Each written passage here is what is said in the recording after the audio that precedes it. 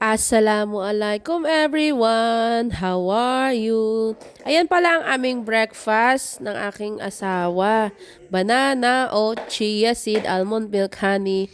Yan ang aming breakfast every day. Ginagawa ko siya ng tatlong almusala na yan. Tapos i-blend ko yan. Ang sarap niyan, i-try nyo. Healthy pa. Fiber pati yan. Mabilis kayong magpupo. Ayan, dyan ko siya nilalagay sa bote ng Vegemite. Nire-recycle ko yung bote. Ayan, yung asawa ko. Good morning. Ayan. Ayan kami. Mahal na mahal ko yung aking asawa.